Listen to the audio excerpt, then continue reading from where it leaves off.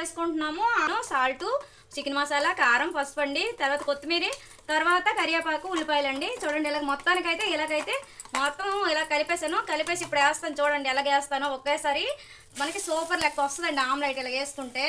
కొంతమంది ఏం చేస్తారంటే బాగా పొంగదు, బాగా రాదు అనేసి అంటారు కదా. ఎందుకండి రాదు? చూడండి సూపర్ లెక్క అంటే సూపర్ లెక్క వస్తుంది. ఇప్పుడు నేనైతే 2 గుడ్లు అయితే వేసుకున్నానండి.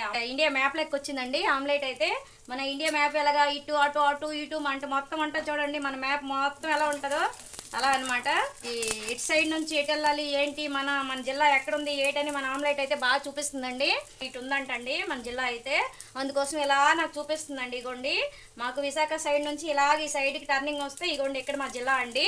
అందుకోసం ఇక్కడ మా జిల్లా చూపిస్తుందండి మా ఆమ్లెట్ అయితే. మీరు చేసేటప్పుడు మీ జిల్లా ఇలాగే చూపిస్తుందండి మీ ఆమ్లెట్. ఓకేనా? బాయ్ అండి. మీ ఆమ్లెట్ ఎలా చూపిస్తుందో మాకు కూడా మీరు కామెంట్ రూమ్లో కామెంట్ చేయండి. ఓకేనా? Bye bye.